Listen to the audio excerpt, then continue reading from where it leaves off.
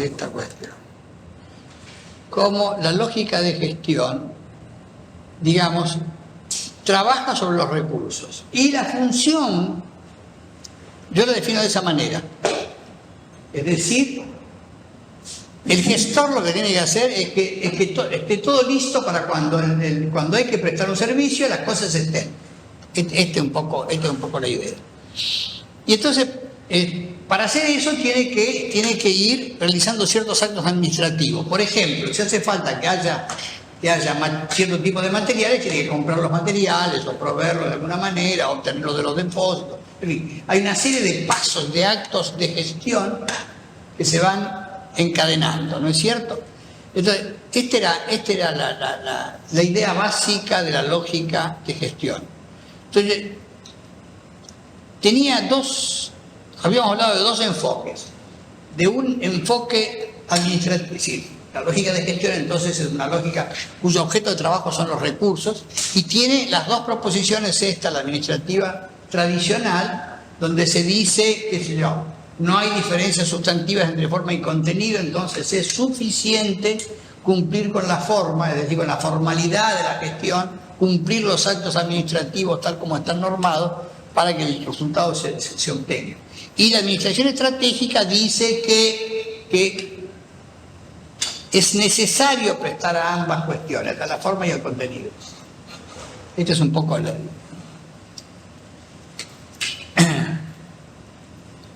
Bueno, lo que veíamos después era la secuencia de actos iniciales, de actos intermedios y de actos finales. Y esta secuencia está dada por estas dos ubicaciones. Los actos iniciales locales, se dice, parten de una demanda de servicios por los usuarios potenciales, ¿no?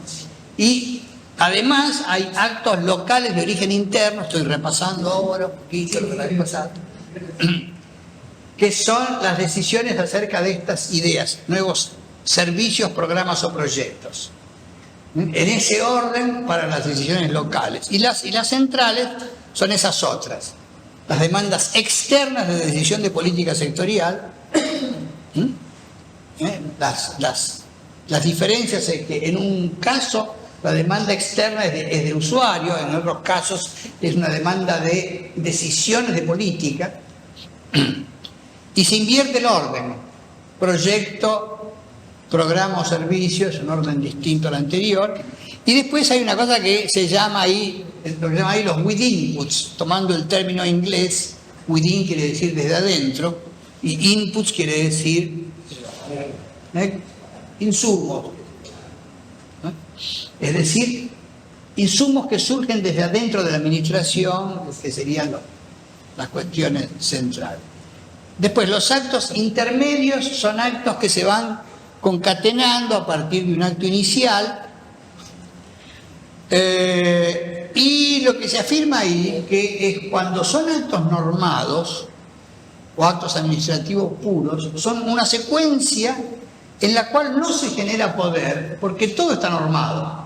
Entonces, ningún funcionario puede tomar decisión porque está normado. Dice, cuando a usted le llega un expediente pidiendo tal cosa, tiene que hacer tal cosa. Todo el tiempo tiene que hacer tal cosa. ¿Se entiende esta idea de que no hay poder por esta razón? Y esto es lo que se afirma, y este autor, Crozier, hace poco estuvo en Buenos Aires, me enteré, que escribió un libro muy interesante, se llama El fenómeno burocrático, que es donde él dice que cuando hay un lugar de la organización, que es un lugar que él llama sitio de incertidumbre o zona de ambigüedad, entonces ahí se generan poder. Se genera poder porque como no hay norma, entonces el que está ahí hace lo que le parece bien o lo que le canta, algunas de las dos cosas. Acá generalmente lo que le canta. Y si puede chapar un poco algunos mangos en la media, mejor.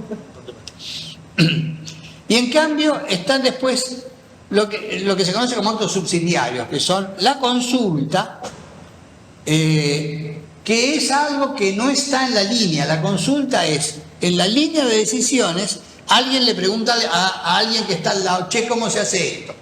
Que puede ser una consulta de esos distintos tipos, O la supervisión, que es alguien que está mirando cómo se está haciendo la función y que corrige durante esto. Y el control, que se hace al terminar sobre los resultados de la cuestión. Bueno, esta supervisión y control son cuestiones ambas importantes y que se realizan o sobre el universo o sobre muestras, dependiendo del tipo de cuestión que estemos examinando. Si se trata de hacer bueno, sí, la supervisión se hace sobre el proceso de trabajo y en general no se hace sobre todos los procesos, sino aquellos que son más significativos. Y el resultado de la supervisión es corregir lo que se está haciendo a través de algún procedimiento como el rediestramiento. Y el control es ver si lo que resultó de lo que se hizo quedó bien. Y se puede hacer tanto sobre los objetos terminados como sobre los procesos, que es lo que se conoce como control de gestión. ¿Sí? Bueno, la asesoría legal, otro tipo de asesoría, se hace sobre los procedimientos legales, sobre la jurisprudencia, sobre las normas internas, etc. Es decir, se examina si lo que se está haciendo está ajustado a derecho. La asesoría económica y tecnológica, bueno, acá viene todo lo que es la parte económica del asunto, y es lo que se conoce como estudios de mercado, análisis de proyectos, investigación y desarrollo, organización y métodos, todo esto que a veces configura departamentos de la cuestión, y la investigación de operaciones, que es una... Por último, la asesoría organizacional. Ahí vemos lo que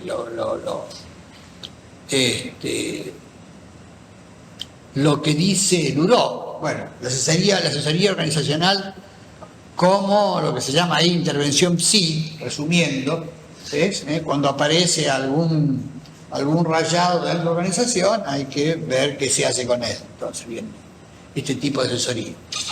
Y la asesoría colectiva como análisis institucional. Esta es una de las tendencias importantes de los mecanismos que a partir de los franceses, sobre todo, se han introducido en esta temática. Y la idea básica de Luró es esta que figura ahí.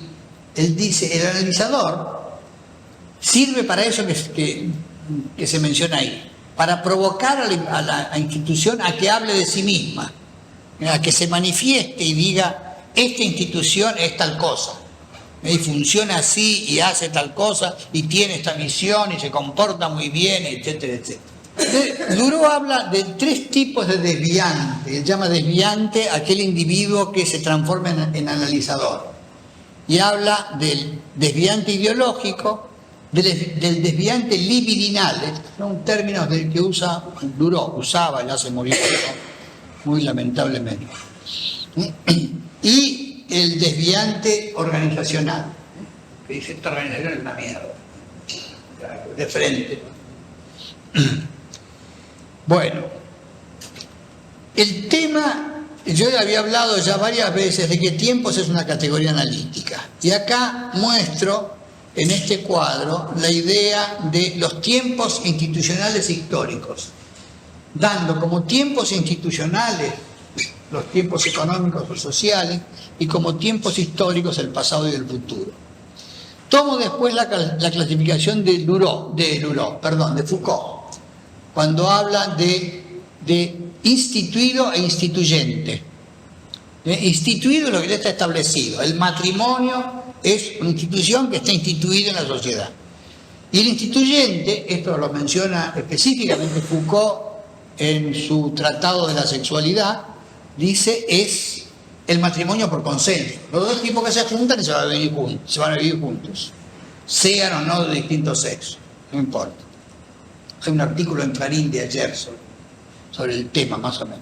Bueno, después ahí yo marco el tiempo reproductor como el tiempo económico y el tiempo innovador como el tiempo social. y marco las 4 combinaciones posibles tomando estas letras mayúsculas. ¿Se ve?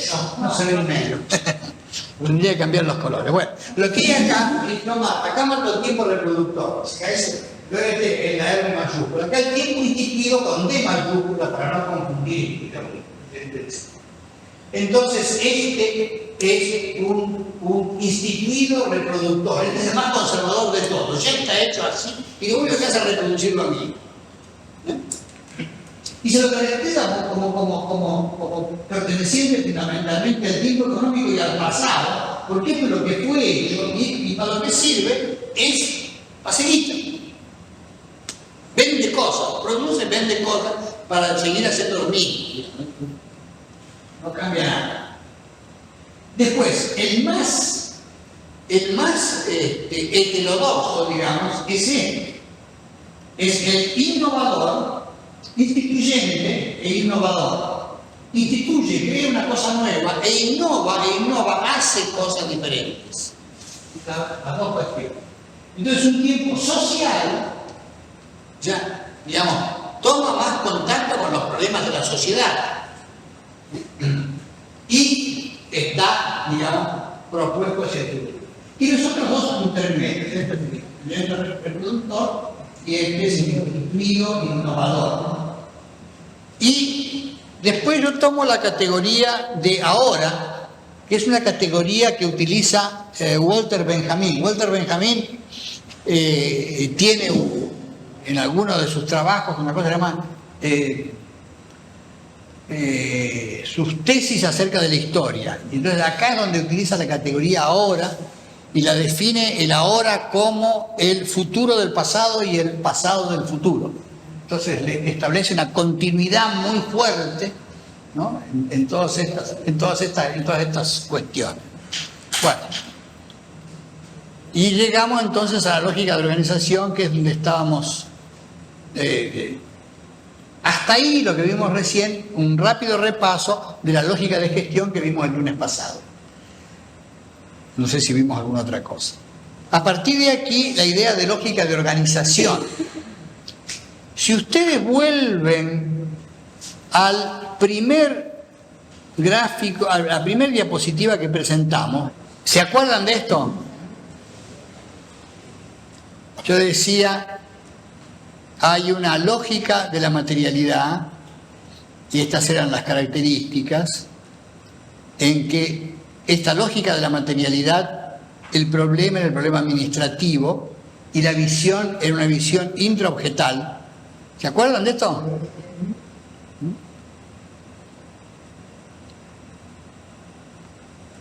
Después una lógica del significado,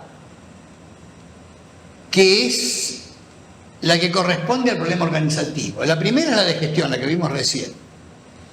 Y acá el problema organizativo, que es un problema de combinación de recursos, de articulación de los recursos con otros. Entonces, interobjetal. ¿Sí? Entonces, lo que estamos viendo ahora, en este momento, es esta segundo tipo de lógica, lógica del significado.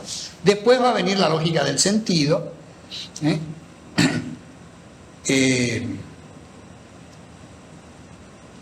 que se define entonces de otra manera y que va a ser objeto de la tercera parte de estas presentaciones que estamos haciendo. Bueno, quería recordar esto para mostrar dónde estamos. Estamos en la lógica del significado, en la lógica de la organización. Bueno, acá lo que se hace es una crítica a la praxis soviética. Porque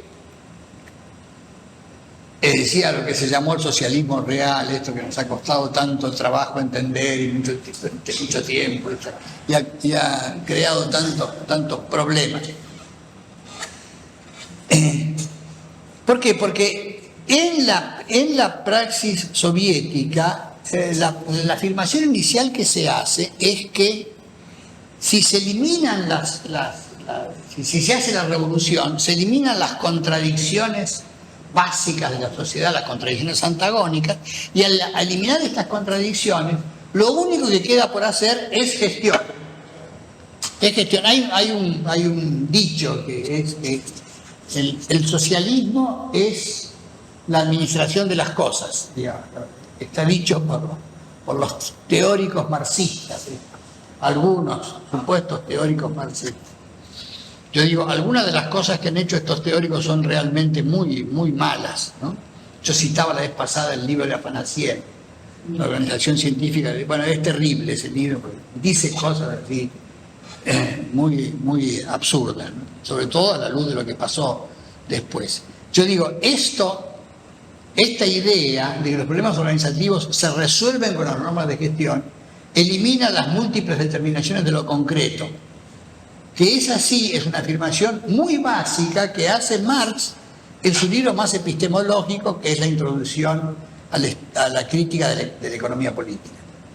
En ese libro, digamos, hace esta afirmación, ¿no? Dice, lo concreto es la síntesis de múltiples determinaciones. Si uno hace la afirmación anterior, está eliminando las múltiples determinaciones y dejando una única determinación. Los problemas organizativos se resuelven con las normas de gestión. Esta es la única determinación que hay y en consecuencia ya está todo resuelto. Por contrapartida, el pragmatismo occidental, y el pragmatismo occidental básicamente norteamericano, generó teorías de organización para la resolución de problemas. Gran cantidad, es decir, es muy frondosa la bibliografía del funcionalismo sobre teorías de organización, muy frondosa, y muchas de ellas muy interesantes, solo que el problema que tiene es este que se menciona ahí. No hay jerarquización de problemas. Para la epistemología funcionalista lo que interesa es cómo se describe y cómo se hacen propuestas para la resolución de problemas. Ahora, ¿qué problema? Cualquiera. Armar un té canasta para señoras bien, un club de campo en Estados Unidos, o estudiar los problemas de organización para desencadenar la Cuarta Guerra Mundial. Da lo mismo. No hay ninguna jerarquización. Entonces el problema es estudiar la forma que asume esa... Bueno, es obvio, digamos, de que esto no va. No funciona de esa manera, como se puede probar abundantemente. Bueno, las consecuencias de esta doble visión. En la práctica, cuando los comunistas toman el poder en la Unión Soviética, en la vieja Rusia zarista, digamos, lo primero que se hace es incorporar las formulaciones taylorianas en la organización de las empresas soviéticas, que es lo más reaccionario que existe. Entonces, esta es la consecuencia, digamos, de esta manera de plantear las cuestiones. Como teoría, Poulantzas denuncia de que la teoría de organización es la mayor amenaza que tiene el marxismo, y esto lo hace en la década aproximadamente del 50, cuando estos temas estaban muy vigentes, década del 50 del siglo pasado, ¿no? Y esta otra, la utilización de la teoría de sistemas y del behaviorismo. El behaviorismo es el término inglés, pero el término en español sería conductismo, ¿eh? Lo que hace falta es simplemente modificar las conductas a través de reflejos condicionados o de alguna otra cuestión para conseguir un comportamiento adecuado. Bueno, acá marco la idea de línea, que es esta idea de la verticalidad, ¿no es cierto? El que manda, el que sigue, la línea es la línea que está marcando la cadena de lugares donde se toman las decisiones que habíamos mencionado en algún momento anterior. Y la asesoría es el desvío. La línea es esto. Ustedes quieren, ¿no? Cada uno de los circulitos es un puesto de trabajo. Pero llega la obra de la casa, se distribuye a quien corresponde, etc. Y así va siguiendo hasta que llega a los que hacen las cosas que son los de más abajo de todo. Y la asesoría es un desvío. Cuando hay algún problema, va para el costado y vuelve. La asesoría nunca debiera, por lo menos debiera, gracias a ley, nunca debiera tomar decisión. Lo que hace es, bueno, frente a este problema que ustedes tienen, el consejo que les damos es tal cosa. Nosotros que somos expertos en problemas legales, en problemas económicos, en problemas psicológicos, en problemas organizacionales, etcétera, cualquier cosa, frente a este problema que ustedes nos plantean, el consejo es este. Claro, la línea es la que decide, no puede decir la teoría. En general, esto es en teoría, muchas veces. La asesoría agarra la cuestión, chapa el problema y entra a hacer cualquier cosa. Claro. Entonces, la idea de sistema. La idea de sistema es la siguiente. Se usa mucho en teoría de organización. Y la idea de sistema es la siguiente. Que hay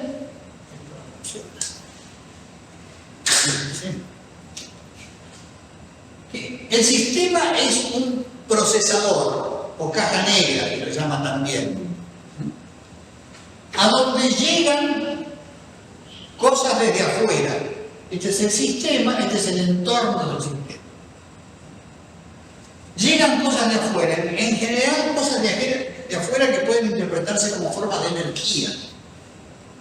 Es decir, ¿qué quiere decir esto? Llega electricidad, llega personas que van a trabajar, llegan materiales para trabajar. Todos pueden ser interpretados como distintas formas de energía, materiales, urbanas, etc. Entonces el sistema hace el procesamiento de eso que llega y produce una salida. El sistema es una fábrica de zapatos, recibe trabajadores, cuero, clavo, hilo, qué sé yo qué, y produce zapatos. Y además residuos. No residuos que hay que eliminar. Entonces,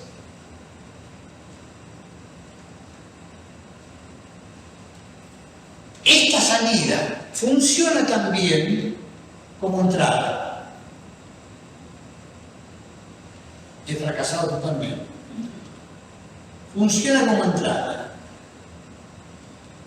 ¿Qué es el funcionamiento de, por ejemplo, un termotanque? El termotanque, que se enfría el agua del termotanque, se enciende el fuego, calienta, cuando está suficientemente caliente, el controlador, que es un termostato, en el caso del termotanque,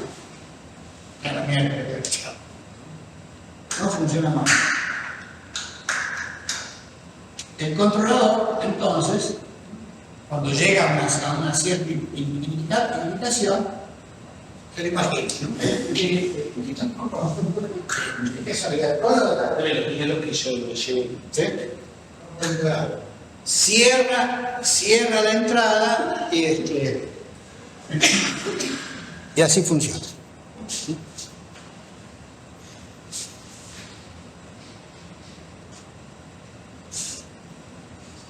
La idea de sistema para la cuestión de organización es la siguiente.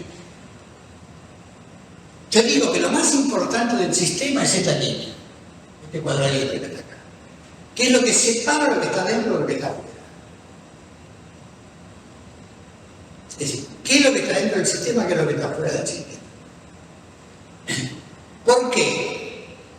Porque uno de los problemas es que lo que no hay que permitir es que entren al sistema elementos perturbadores. Bueno, en la terminología funcionalista, que es muy basílica, digamos, se habla de ambientes turbulentos. En vez de hablar de contradicciones, de lo que hay que hablar, se habla de ambiente turbulento. Entonces se cambia la terminología para disimular que se está hablando de una cuestión más social. Entonces el ambiente turbulento, en vez de que la gente se pelea a las puteadas, que la gente a las cosas, Entonces, la idea de controlar la entrada para que no entren elementos perturbadores. Es decir, una fábrica no puede permitir que los trabajadores cuando llegan a la fábrica les digan al capataz o al mayordomo o al patrón que, mire, en realidad hoy no me siento con ganas de trabajar porque me peleé con mi mujer esta mañana, estoy muy angustiado, entonces te van a decir alguna cosa desagradable, mire señor, su angustia se la lleva a pasear a la costanera, no la trae aquí, de acá viene a trabajar. No puede venir con un problema desde afuera. Entonces se trata de regularización. Tampoco se puede permitir en una fábrica de zapatos que se interrumpa la electricidad. Entonces hay que tener ese es más fácil, uno pone un aparato de esos que genera electricidad y ya se resuelve esa posibilidad de que le corten la luz. Cosa que va a empezar a ocurrir con cierta frecuencia a partir de ahora en este país, no sé si se habían enterado. ¿Se entiende esta idea? Entonces acá hay que reforzar en consecuencia esta línea, tiene que ser reforzada con subsistemas periféricos que hagan ese trabajo de regularización de la entrada para que no haya perturbaciones. Y entonces eso se llamará departamento de personal cuando hay que tratar con la gente, o se llamará, qué sé yo, el tener un subsistema que produzca electricidad cuando se interrumpe la corriente de afuera, o muchas otras cuestiones que son las que regularizan la entrada o la salida. Por ejemplo, para saber cuántos insumos voy a comprar, tengo que tener un departamento periférico no central, digamos, que no forma parte del procesador del sistema, un departamento periférico que me haga un estudio de mercado para que me diga cuántos pares de zapatos puedo vender y en consecuencia compre lo que necesite para realizar esos pares. Si no, ¿cuánto compro? Les cuento un ejemplo. ¿Ven? Es lo que aparece aquí. Subsistemas periféricos que actúan como acceso o como barrera. Por eso es que se usa mucho esto de teoría, porque entonces es muy útil desde este punto de vista, muy pragmático, para pensar cómo tiene que ser la organización.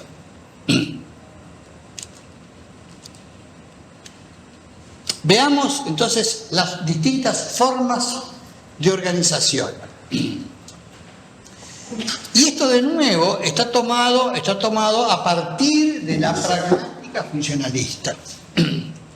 Ellos dicen, hay dos tipos de objetos de trabajo.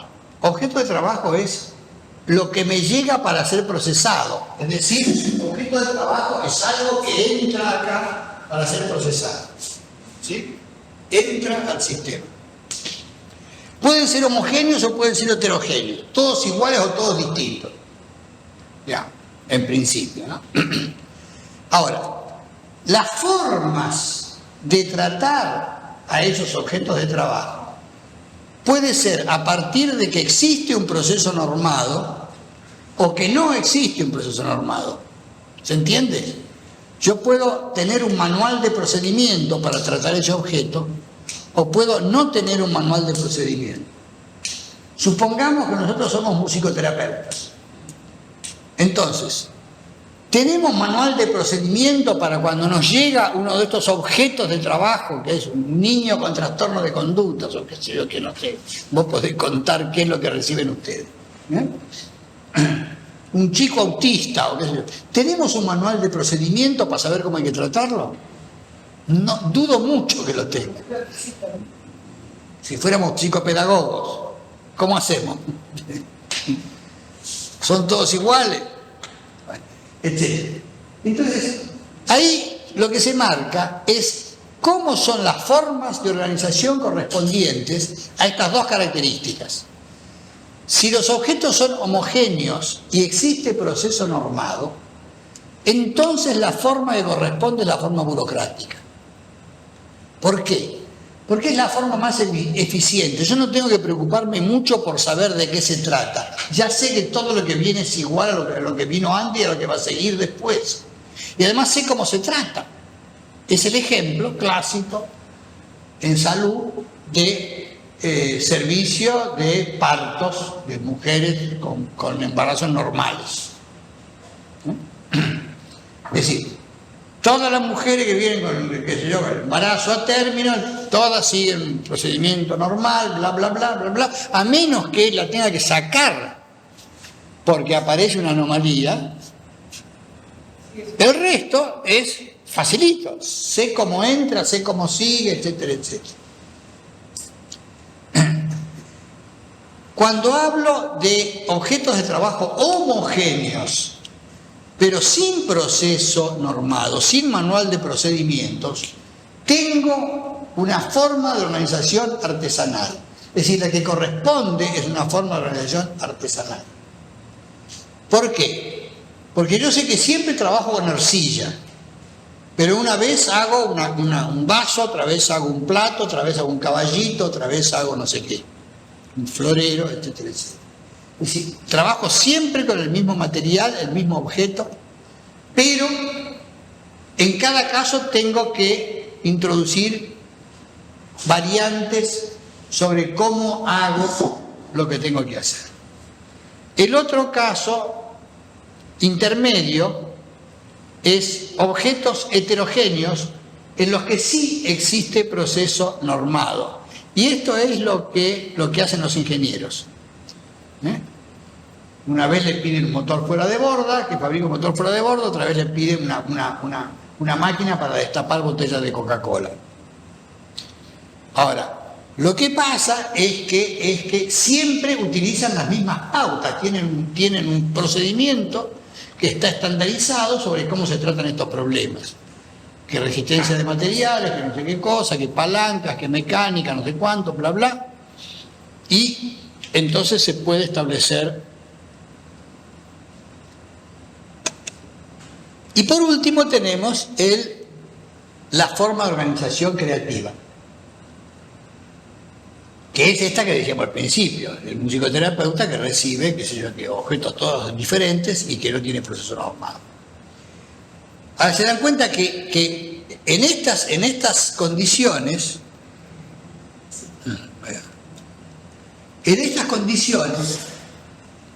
está claro que las formas de organización tienen que ser diferentes.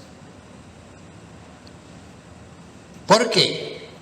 Cuando los objetos son homogéneos, cuando yo sé que lo que me llega es siempre lo mismo, no tengo que disponer una forma de entrada muy cuidadosa. Llega y entra. El sistema acá es que llega y entra directamente. Pasa. Simplemente hay que saber que se trata de mujer embarazada término. Está bien, vaya allá. Y como yo sé cuál es la norma, entonces la entrada es muy fácil y la circulación interna es muy fácil. Necesito muy poca gente, un portero que le dé entrada y un tipo que siga las normas. Con 2 personas, a lo máximo, tengo la organización completa para lo que necesito para tratar ese caso. Si estoy en cambio acá, en una organización que recibe objetos heterogéneos sin proceso normado, para dejarlo entrar, tengo que diagnosticarlo. Y a lo mejor para diagnosticarlo necesito 6 especialistas de cosas diferentes para saber de qué se trata. Niño con trastorno de conducta. ¿Qué hago? Necesito el psicólogo, tal vez el psiquiatra, el pediatra, el neurólogo, el neurocirujano, el infectólogo, y que se pongan a mirar a ver de qué se trata esto, qué clase de objeto es este objeto que voy a llegar. Y cuando lo averiguo, una vez que hice eso, quiere decir que en vez de tener una persona que diga, sí, mujer embarazada, pase, necesito un equipo de 6 personas que se pongan de acuerdo, que discutan durante 2 o 3 horas. ¿Se dan cuenta? Muchísimo más complicado. La entrada y la circulación. En consecuencia, la forma organizativa es mucho más compleja. Y por supuesto, en cuanto tengo un grupo de este tipo al lado de un grupo de este tipo, ya se armoniza. Porque los comportamientos de uno y otro lado son completamente diferentes y, digamos, generan una permanente enfrentamiento, ¿no? Estos burócratas dicen los creativos y los otros dicen estos tipos que pasan nada, no hacen nada, pasan el día charlando, toman café, se van al bar a discutir la cosa. El problema que genera esto entonces es el siguiente, que la forma burocrática de organización es una forma que ya vimos esto, ¿se acuerdan? La pirámide, vimos una pirámide alta con base estrecha y una pirámide ancha, una pirámide cortita con base ancha, que serían los representantes gráficos de la forma burocrática y creativa, ¿no? Pero el problema que genera es que nosotros tenemos entonces una burocracia que es una burocracia buena, cuando la forma organizativa se corresponde con la que tiene que ser. Pero el problema es que cualquier forma organizativa va a tender a la forma burocrática, que es lo que he tratado de mostrar ahí con esa flechita. ¿Por qué? Porque es la más eficiente. La forma burocrática, como no pierde tiempo y, digamos, toma decisiones a partir de una sola persona, etc. Cualquier forma organizativa va a tender a la forma burocrática. Y esta es la burocracia mala. Es la que cuando nos enfrentamos con ella decimos, uy, la burocracia. ¿Está claro? Ok. Entonces ahora vamos a agregar, nos salimos de... Fíjense lo que hicimos. Vimos lógica de gestión, lógica de organización, ahora lógica de población. Pero digo, acá la lógica de población es lo que va a ser el objeto de todo esta cuestión. Y yo hablo de demografía descriptiva, demografía económico-social y de demografía y salud. Demografía descriptiva.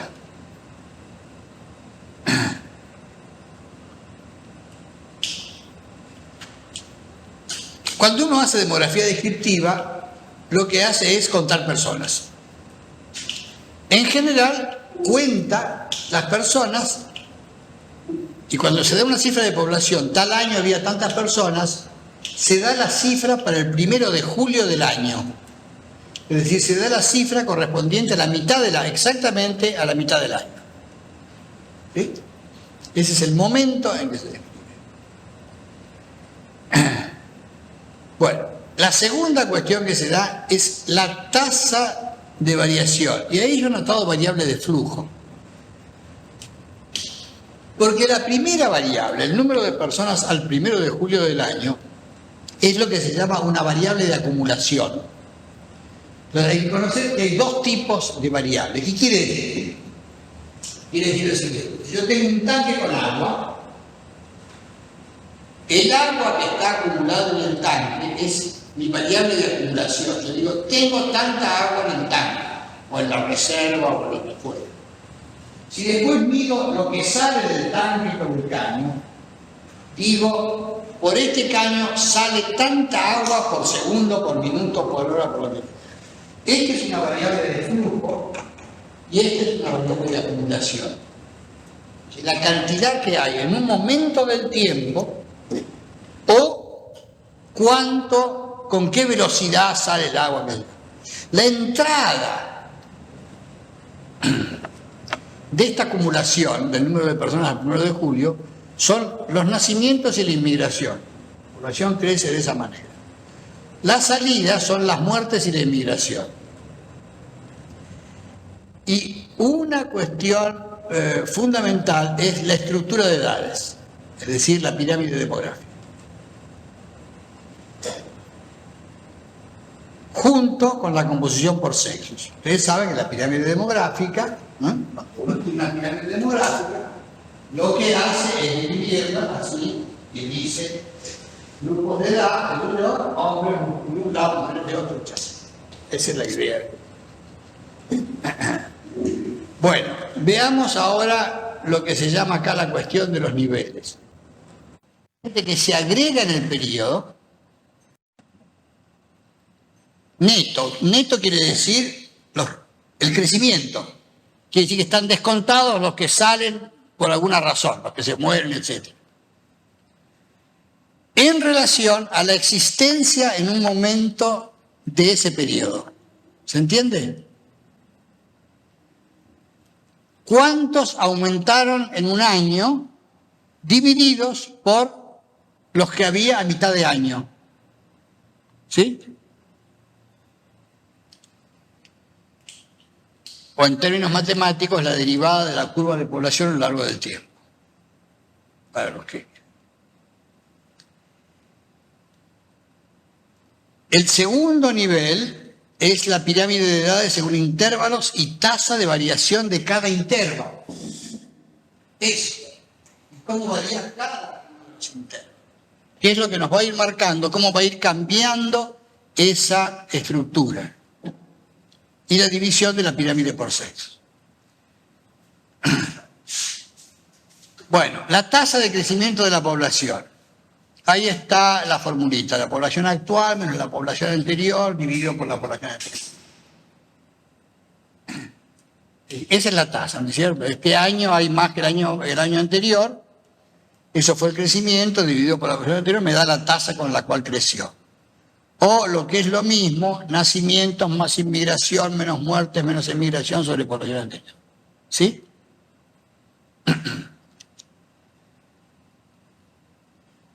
Ahora, esas dos maneras de calcular implican, y acá viene uno de los problemas que hay con los sistemas de registro y demás, que la información que hay abajo es mayor que la información que hay arriba.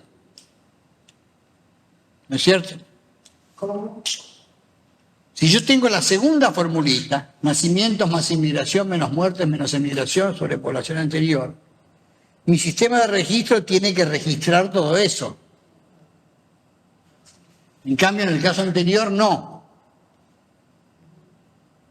Es decir, voy complicando las cosas. Uno de los problemas que tenemos es precisamente ese, que cada vez que queremos estudiar un poco más a fondo las cosas, se nos arman líos con lo que tenemos que registrar. Entonces, estoy mostrando las tasas. En la mortalidad global es el número de muertes en el periodo sobre población en un momento del periodo. La mortalidad por sexo y edad, lo mismo, número de muertes, y ahí aparecen ¿cómo se llama eso? Los subíndices. Número de muertes. Esta es una forma resumida de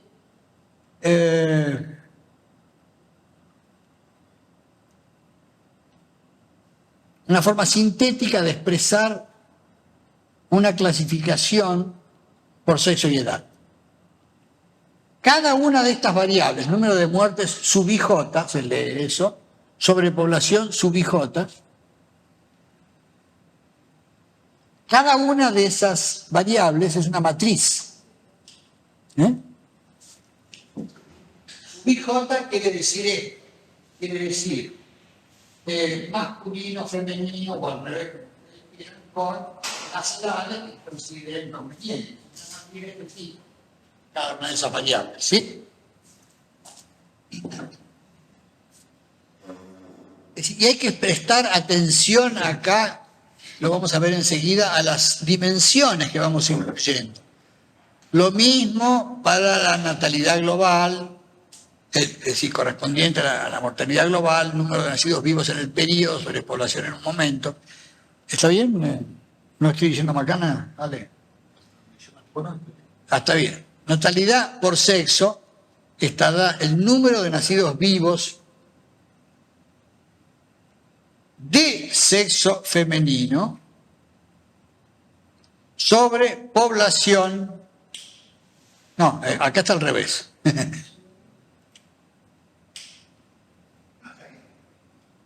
Y J. Ah, no, claro, número de I igual femenino, J igual 15 a 50.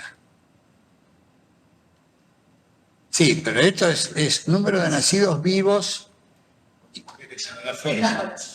Nada más que de mujeres. Mujeres en la fuerza. Claro. Lo que pasa es que confunde con las tareas funciones. Sí. La fecundidad total.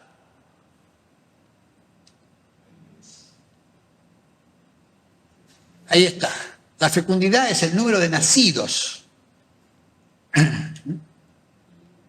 Y la tasa de reproducción es el número de nacidos vivos entre la población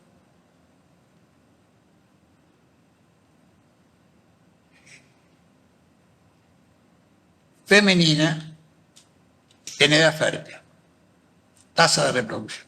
Bueno, son todas las variables que van apareciendo, que se estudian en esto de la demografía descriptiva. Vean ahora esto es interesante, que es lo siguiente. Fíjense, qué lindo que me salió la construcción de ese cuadrito. ¿Eh? No me digas. Está divino. Bueno, esto es lo que se conoce como la transición demográfica. A lo largo del tiempo, uno puede observar históricamente que hubo un momento en que las tasas de natalidad eran muy altas. Fíjese que acá están en 40 por, esta está por 1000. Esta tasa de natalidad es enormemente alta, está por encima de 40 por 1000. Y no debe haber muchos países que tengan ese tipo de natalidad. Algunos africanos, posiblemente. Africanos asiáticos. Ya no debe haber países latinoamericanos, aunque hace 40 años sí había países latinoamericanos que tenían una tasa de natalidad por encima de 40.000. Es enorme. Y la tasa de mortalidad también era muy alta, estaba en 40, pues,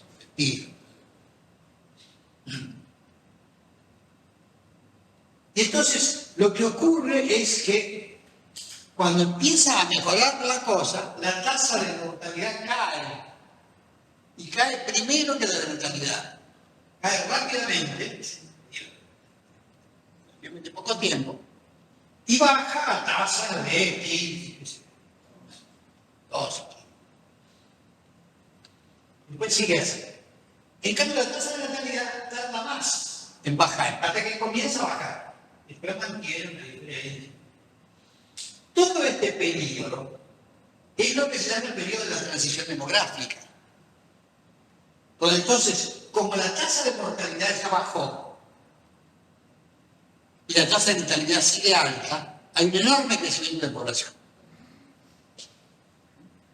Esto es lo que se conoció en una época como la explosión demográfica, qué sé yo, que largó varias señales de alarma y varias propuestas de control de natalidad y qué sé yo, que estoy hablando de la década de 50, 60, por ahí, 60.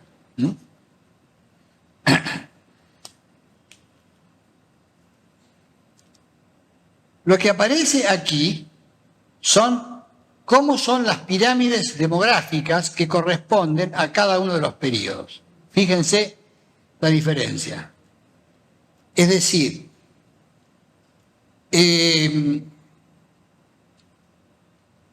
crece la altura de la pirámide en el segundo caso durante la transición demográfica, lo que decíamos recién. Hay un aumento de la cantidad de población. Y después todavía, cuando ha acabado la transición demográfica, la pirámide crece todavía un poco más, pero cambia el tipo de cuestión. ¿Qué es lo que pasa acá? Acá, digamos, esta no está miniaturada, debe ser más recta. Debe ser más así. Acá hay una pirámide de base muy ancha, nacen muchos chicos, se estrecha rápidamente, hay una gran mortalidad infantil,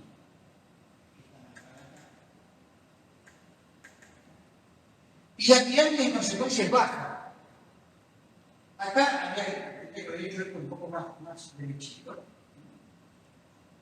Crece la pirámide, sigue siendo ancha, pero no tanto. Y al final toma esta forma de bus. Es decir, ya acá se mueren muy pocos chicos. Y recién la gente se muere cuando ya tiene una edad, un tipo de mierda como yo.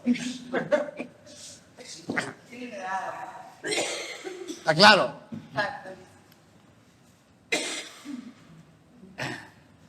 Bueno, acá lo que estoy mostrando es esto, que lo que yo considero la demografía económico-social tiene que tomar en consideración estas variables.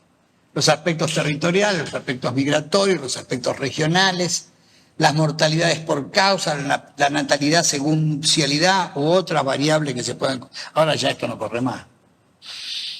No sé si la nupcialidad influencia mucho sobre la natalidad. Debe influenciar todavía.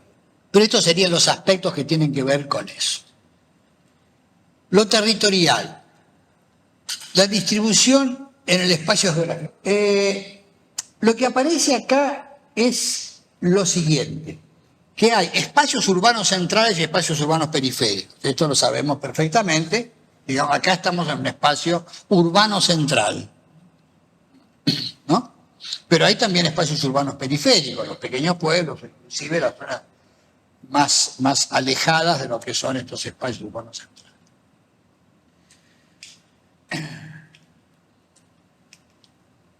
Entonces yo he notado ahí lo que llamo la vocación para un poquitito de lechuga, un poquitito de zanahoria, un poquitito de tomate y la gallina. Con lo cual,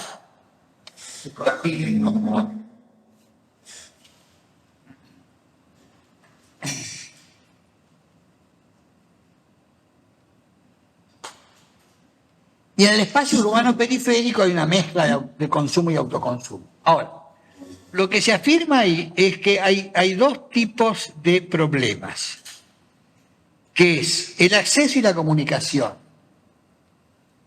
que es fácil es fácil en las dos dimensiones para el espacio urbano central. Es difícil en las dos dimensiones para el espacio urbano periférico. Y después hay una mezcla.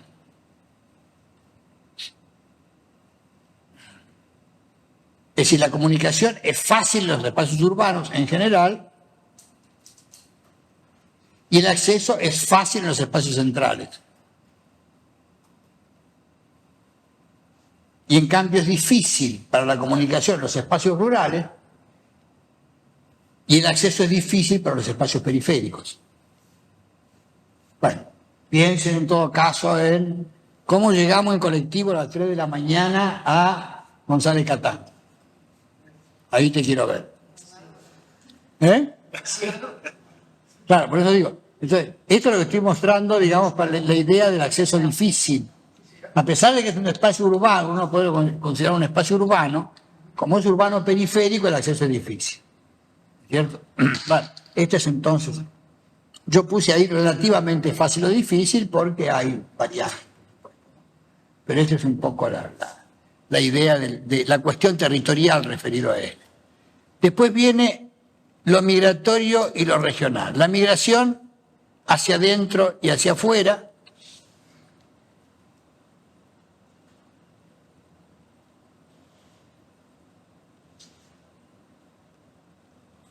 Lo que se marca acá es lo siguiente, que es importante tener claro la cuestión de la migración hacia adentro o hacia afuera. Hay que tener orígenes y destinos según composición del grupo para diseñar instrumentos de políticas selectivas. Esto es algo que hace mucho tiempo que no se hace en nuestro país. Bueno. Entonces, acá se habla de la necesidad de desagregar la mortalidad según la noción de causa. Y acá está todo el tema de discusión de qué quiere decir esto de la causa, porque es muy complicado, ¿cierto? Bueno, Y después tenemos el viejo tema de la clase social, que este es un lío por lo que ya habíamos hablado de la operacionalización de clase.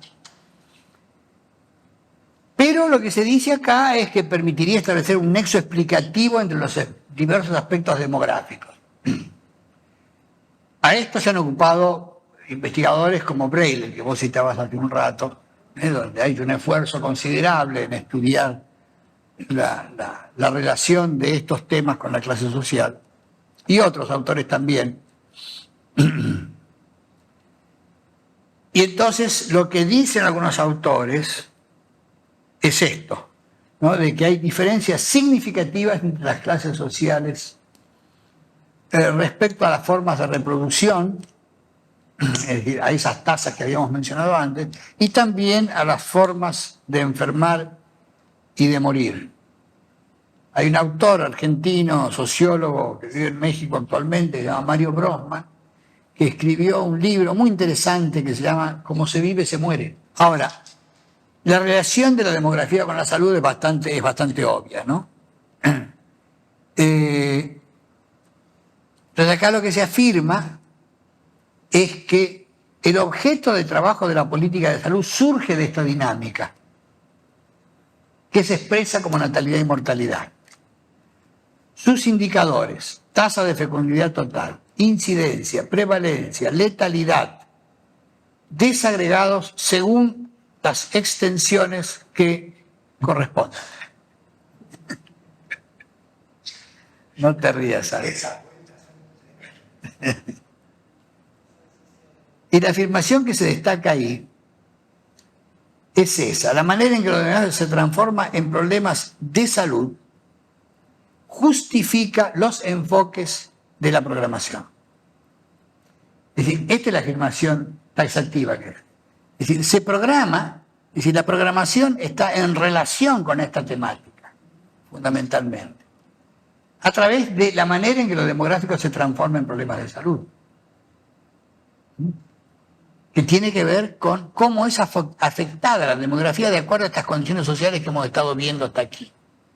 El territorio, las formas de reproducción. Es decir, indirectamente, o casi diría directamente, con las formas de producción y reproducción. Son las formas de producción y reproducción las que van a dar estas características de cómo estos demográficos se transforman en problemas de salud. Entonces, ahora vamos a ver, fíjense que estuvimos viendo pasos sucesivos, ¿no es cierto? Primero, estudiar recursos individualmente, después estudiar recursos en forma organizada. Entonces, después vimos la lógica de la población y ahora vamos a juntar esto en cuáles son las lógicas de comportamiento del sistema en general, ¿no es cierto? Entonces, vamos a ver varias. Acá lo que se llama lógica de demanda. Y entonces, acá primero partimos de algunas definiciones. Entonces, cuando uno habla de la demanda clásica o neoclásica en términos económicos, la definición, por lo menos la que dan algunos autores clásicos, es esa. La demanda es una solicitud de un bien respaldado con una capacidad de pago. Voy a comprar tal cosa, te compro tal cosa y pago por eso. Entonces yo digo que esto tiende a identificarlo como una categoría analítica, en el sentido que yo le doy este término, ¿no? Es algo que no es inventado, sino que es un comportamiento de la sociedad de este tipo. Después, Keynes es un economista y estadístico inglés de la década del 30 aproximadamente, llegó a ser ministro de Economía o algo por el estilo en Inglaterra, y él utiliza la noción de demanda en un sentido un poco diferente, como demanda, lo que él llama demanda agregada. O también se llama esto planes de compras. Es decir, que es dentro de la formulación de Keynes, la ecuación macroeconómica fundamental es esta. El producto es igual al consumo más la inversión, es lo que se conoce como una economía cerrada.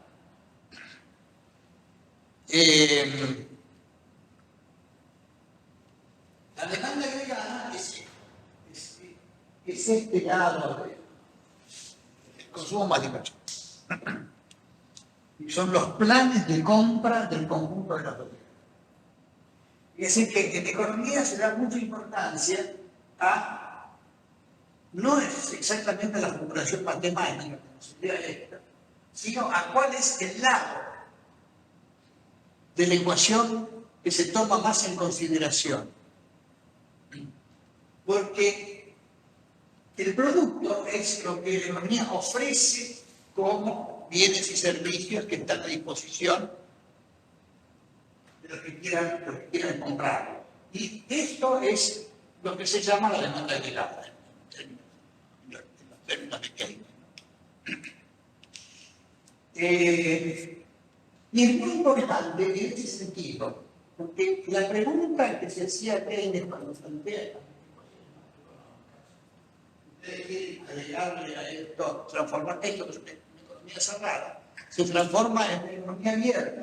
Si uno le agrega acá las importaciones, que son también parte de la oferta, y acá se agregan las exportaciones, que son también parte de la demanda. Entonces ya la economía abierta, la ecuación de inicial básica y la forma. Pero la idea fundamental de Keynes era estudiar cuál era el motor de la economía. Era lo que hacía que la economía, digamos, funcionara desarrollándose. Porque él tenía un problema que estudiaba, estadísticamente, estudiaba lo que se llama en economía los ciclos de contractivo. No importa, pero estudiaba los ciclos económicos. Digamos, la manera en que una economía iba creciendo y decreciendo en ciertos periodos, de cada 11 años se producía y lo que le interesaba era cómo hacer para salir de las fases depresivas del ciclo. Entonces lo que quería estudiar era cuál era el motor de la economía. Y él define como motor de la economía el lado de la demanda. Por eso es que la demanda tiene tanta importancia en esta idea de la macroeconomía inicial. Y él estudiaba problemas macroeconómicos, es decir, problemas de dimensiones grandes. Esto representaba la economía de un país, ¿se dan cuenta? La dimensión que tomaba el asunto, ¿no? Juntaba muchas cosas en estas bolsas. En cambio, había otros autores que decían que el motor estaba al lado de la oferta. Hay un economista que creó una afirmación que decía: la oferta crea su propia demanda. Esta era una frase. Si uno genera oferta, entonces la demanda va a venir por arriba. Cualquier cosa que se produzca, alguien lo va a querer comprar. En cambio,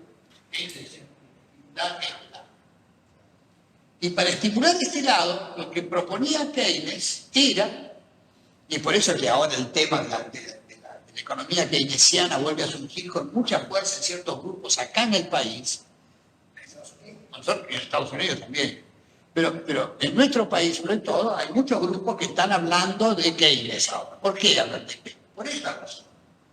Porque dicen estimular la demanda. ¿Qué están proponiendo acá ciertos grupos? Están proponiendo el tema de la distribución del ingreso, que es lo mismo que hacía Keynes cuando enterraba la botella de dinero. No hizo eso, no importa, hizo otra cosa. Pero es el tema de la distribución, que es un tema que no estamos discutiendo. Y hay un grupo que plantea esto abiertamente, es la CTA cuando hacen la propuesta. Y del lado marxista, la categoría de demanda no existe. No existe. Entonces, lo que se puede entender como demanda marxista es como expresión de necesidades del pueblo. Y esto significa, esto de que no exista la categoría demanda, es dentro de lo que es economía, hasta el momento en que aparece la formulación marxista, es una ruptura epistemológica, diríamos hoy, ¿cierto? Quiebra con una tradición acerca del conocimiento económico. Y esta ruptura epistemológica que nos propone Marx, yo digo, conduce a dos cosas, a una crítica científica por una parte y a una pelea política por la otra.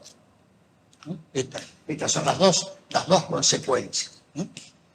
La crítica científica es la que hace extensamente Marx con respecto a estas nociones, y entonces propone una modificación muy fundamental en el estudio económico. Con una crítica muy fuerte. Él habla del fetichismo de la mercancía. La idea del fetichismo de la mercancía hace referencia a esta cuestión digamos, la forma en que uno lo expresa es así, dice, hay un fetichismo de la mercancía, quiere decir que el trabajador, que es el productor de la mercancía, queda subordinado a lo que esa mercancía significa para él. Es como si el tipo produce algo y eso que produce pasa a ser el dominador de aquel que lo produjo. Es lo que nos pasa con la computadora. Nosotros producimos computadoras y después la computadora nos domina a nosotros. O más todavía, él habla de fetichismo en relación a otra determinación cultural muy importante, que es la idea de Dios. Y él dice, la idea de Dios es una idea creada por el hombre. E inmediatamente esa idea que él crea pasa a dominarlo. A esto llama el fetichismo, digamos. Así como hay un fetichismo religioso, yo creo la idea y después la idea me domina a mí, y pasa lo mismo con la mercancía. Yo creo la mercancía y después la mercancía me domina a mí.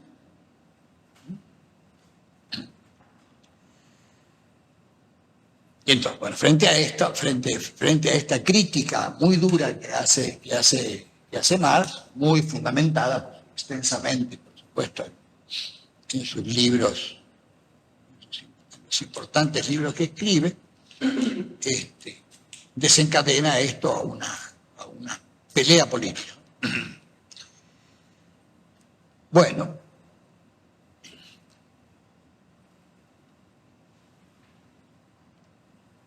la afirmación que se hace al final acá es que sobre todo las demandas neoclásicas y keynesianas, implican una versión de necesidades de salud. Y sus conclusiones apuntan a propuestas organizativas sectoriales. Esta es la afirmación que hago.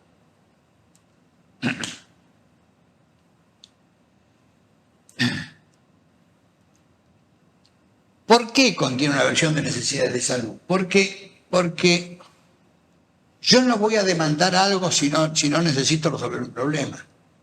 La idea de necesidad está implicada en la cuestión de demanda. Pero ahora lo que hay que darse cuenta es que esta idea de demanda, en el caso de salud, esta idea de demanda es ambigua o confusa. ¿Por qué? Porque cuando la gente de salud habla de demanda, no está diciendo lo mismo que los economistas. El economista, cuando habla de demanda, de lo que está hablando es de esto que vamos a ver acá, que es, no se ve nada, precios y cantidades. Esta es la curva de oferta. ¿Qué quiere decir la curva de oferta? Quiere decir que para una persona que tiene bienes para vender, si los precios aumentan, yo, vendedor, voy a estar dispuesto a ofrecer más cantidad de productos. Esto es lo que quiere decir la curva de oferta. Y entonces, para un economista, oferta es esto, es la función de oferta. Así como esta es la curva de demanda. Quiere decir, si yo soy un comprador, y los precios aumentan, voy a comprar menos. ¿Se ve? Si los precios aumentan, la función de demanda me dice que voy a comprar menos. Entonces, ¿dónde se hace la transacción? Donde se cortan las curvas de oferta y demanda. Donde queda fijado el precio y la cantidad. Ahí. Ven cómo va siendo fijado el precio. Y ahí va siendo fijada la cantidad. Entonces, cuando un economista habla de oferta o demanda, está hablando de estas cosas, está hablando de las funciones que relacionan precios con cantidades. Pero cuando el personal de salud habla de que hay una demanda por servicio, no está hablando de precios y de cantidades. Está hablando de un tipo que va a un hospital y dice me duele la barriga. Y está pidiendo, cúrenme el dolor de barriga. No está pensando ni en precios ni en cantidades. Entonces, cuando nosotros hablamos de demanda de servicios, estamos hablando de otra cosa que los economistas. Bueno, este es un tema muchas veces muy confundido, porque se habla mucho de esto y muy...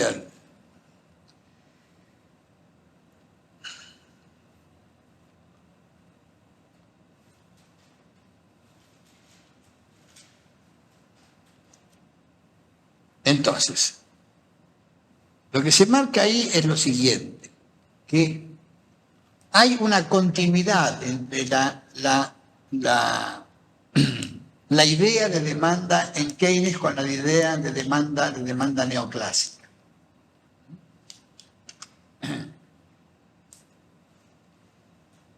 Y esa continuidad se debe a eso que aparece ahí, a esa determinación que figura ahí. La idea de acumulación primitiva es la idea que da origen al capitalismo.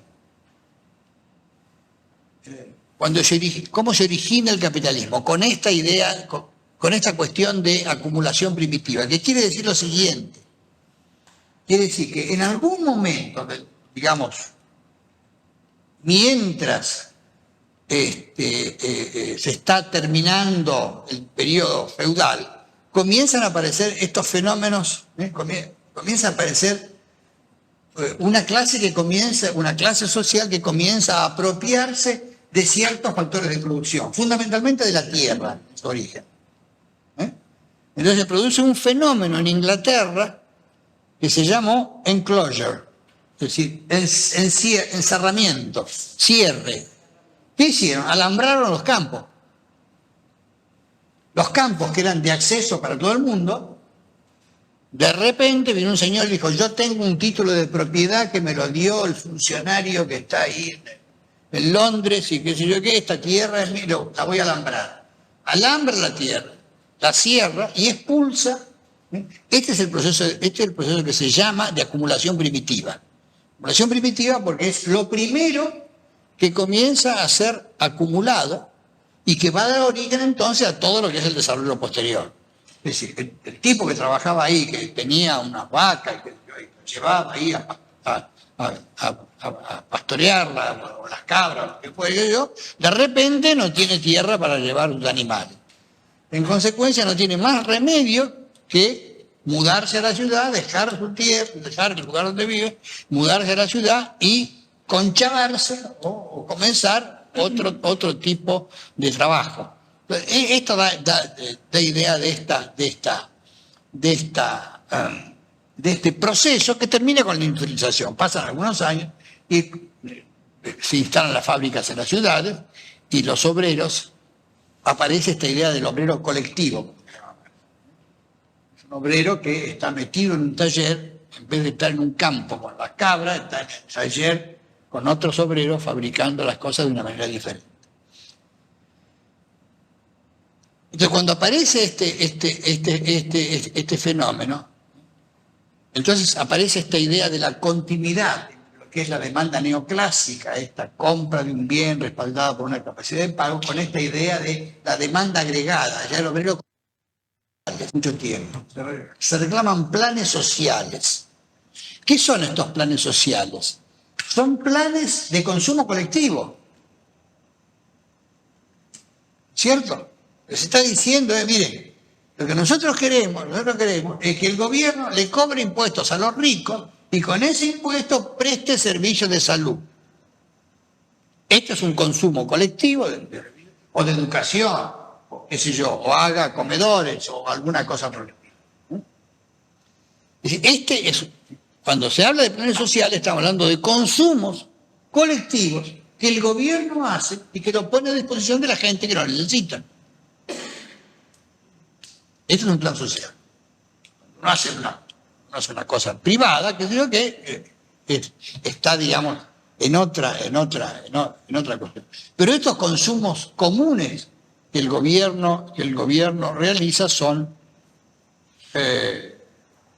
lo que establece una cierta similitud entre esto de la necesidad marxista con el plan de compra colectivo de lo que nos habla Keynes. Bueno,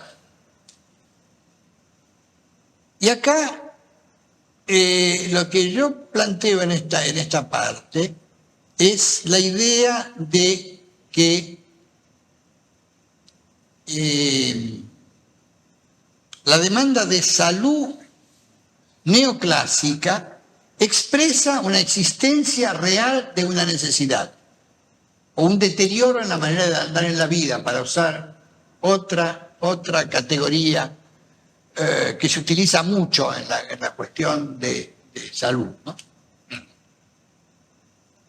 Esto implica que hay un valor de uso. ¿Se acuerdan que hablamos de valor de uso en varias oportunidades? Hay un valor de uso.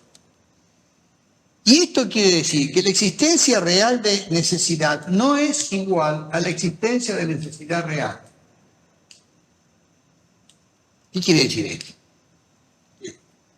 Si uno le pregunta a un médico cuál es la necesidad real, le dice, mira, la necesidad real es el individuo cuando va a consultar tenga realmente una úlcera de estómago. Este tiene la necesidad real. Pero cuando una persona va a un hospital y dice, yo necesito que me atiendan, a lo mejor no tiene ninguna enfermedad detectable por un médico, pero si está pidiendo que lo atiendan es porque tiene una enfermedad. ¿Se entiende? Se entiende una real necesidad.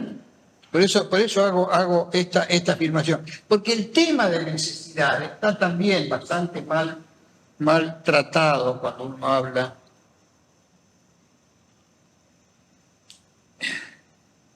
La mercancía, en cambio, es un motivo de ganancia. Lo que estoy tratando ahora de mostrar es cómo aparece esta cuestión de la demanda en el caso de la formulación neoclásica. Y lo que aparece acá es la mercancía como motivo de ganancia, que implica también una forma de organización.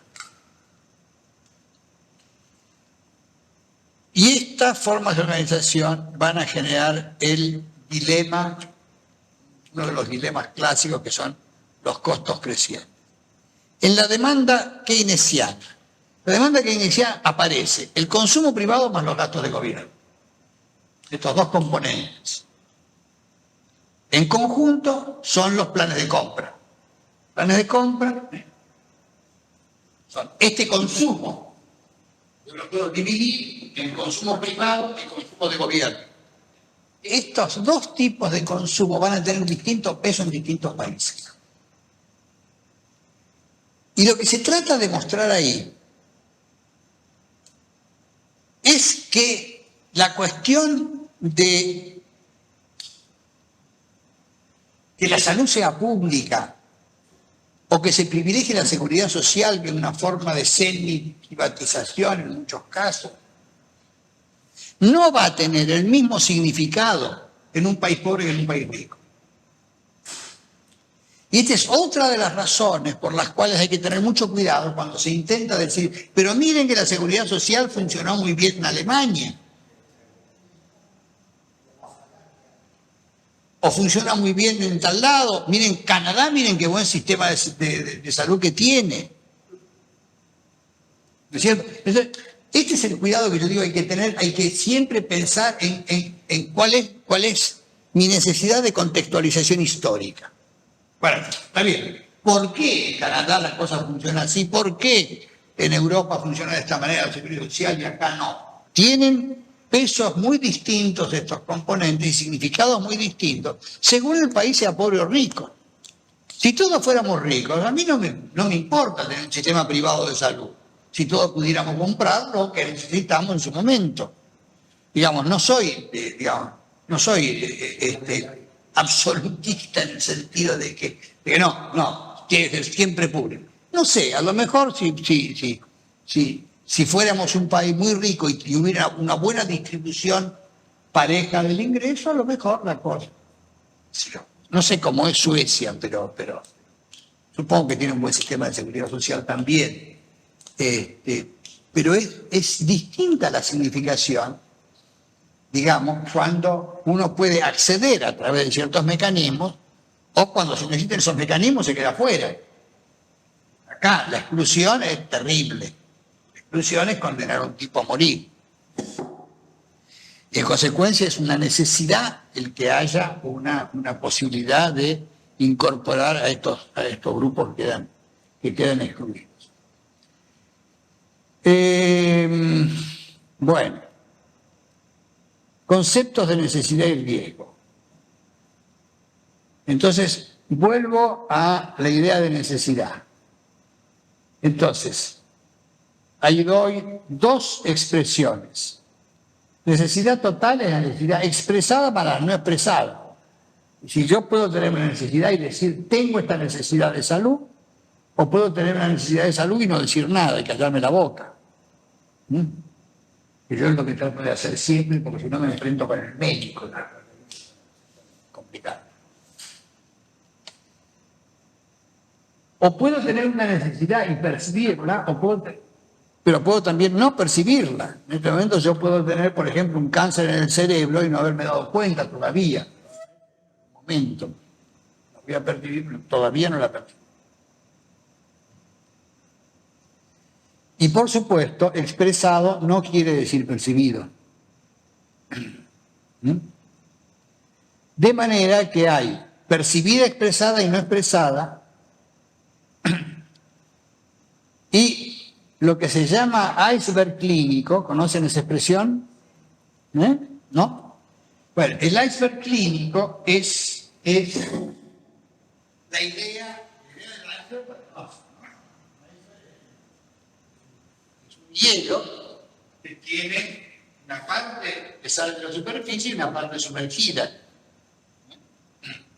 Esto es lo que se llama el iceberg clínico en salud, que hay mucho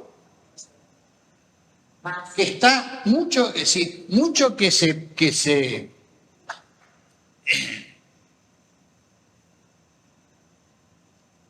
está por debajo de la línea de flotación, que sería ahí no expresada.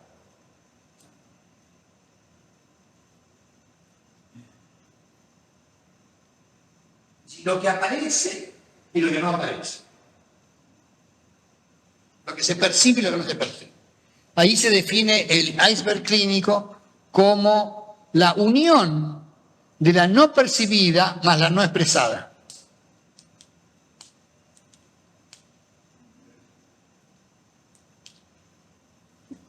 Es decir, esta sería la suma de la percibida y la expresada.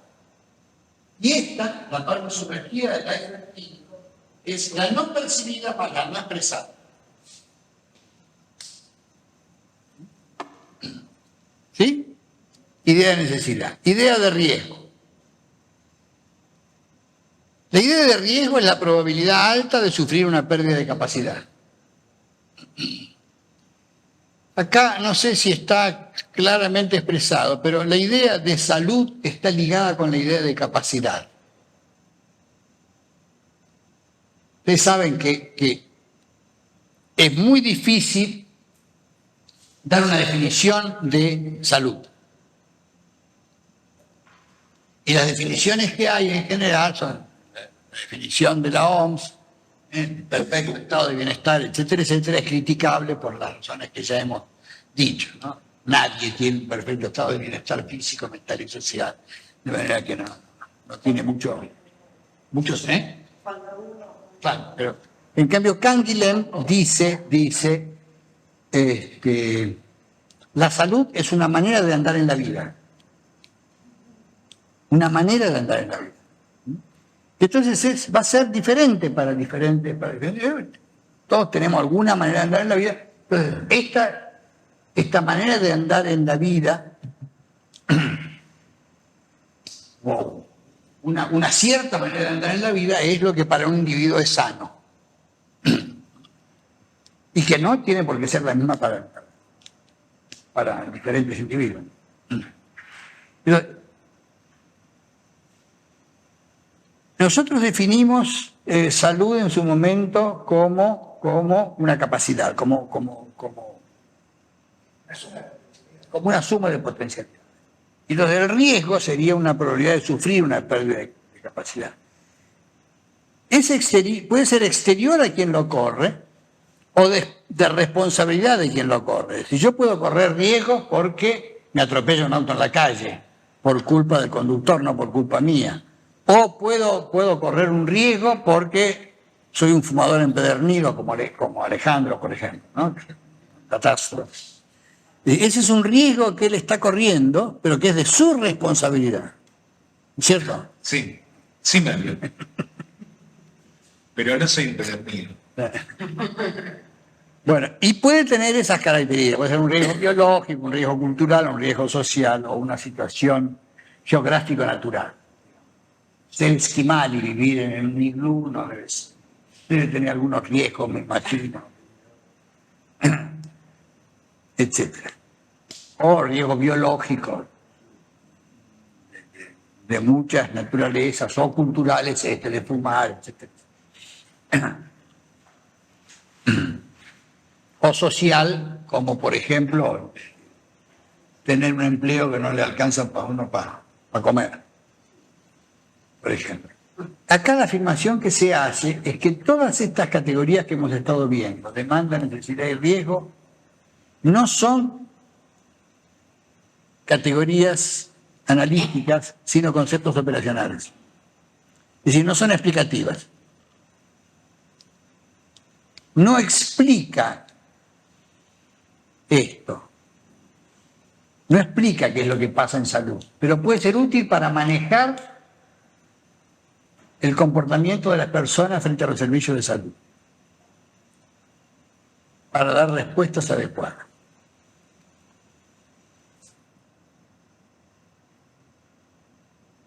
Y acá lo que se afirma es que cada definición genera un tipo de respuesta social diferente.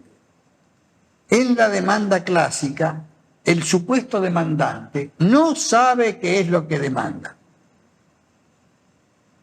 Cuando un paciente va a un hospital y dice, me duele la barriga, ¿qué es lo que está demandando? Está pidiendo socorro, está pidiendo auxilio. Y no conoce el precio de lo que está demandando. Supóngase que no sea un pobre que va a un hospital, que sea un rico que va a una consulta privada. De manera que, en el mejor de los casos, esta transacción es un mercado imperfecto. ¿Por qué? Porque el mercado perfecto es aquel mercado que los economistas llaman mercado transparente, en el cual todos los demandantes conocen a todos los oferentes, saben cuáles son todos los precios que hay, etcétera, etcétera. Acá ni siquiera sabe qué es lo que está demandando. De manera que, en el mejor de los casos, es un mercado imperfecto. Lo cual tiene ciertos problemas. Y en la demanda keynesiana, el gobierno provee los servicios creando un sistema público de salud. pero tampoco es un mercado. ¿Se entiende? Entonces, esta lógica de la demanda no me resuelve el problema de la cuestión de la salud. Fíjense que estamos planteando el tema de la programación. Lo que estoy diciendo ahora es que la lógica de la demanda no me resuelve este problema. No me resuelve este problema de cómo asignar recursos, de cómo organizar. No es suficiente por estas cuestiones que hemos estado observando acá. ¿Puedo pasar? Este señor Kenneth Boulding es un economista norteamericano que en una oportunidad le preguntaron qué entendía él por necesidades de salud. Y contestó lo siguiente. Esto es como se ve desde el panorama, desde el puente, desde la visión de estos señores. Para el liberalismo todo es intercambiable. Todo es mercancía. Usted va y demanda. Como demanda y demanda en la concepción del economista, digamos, respaldada responsablemente por una capacidad de pago. Aparte, por afuera de la lógica del supuesto mercado plantea. O sea, demando así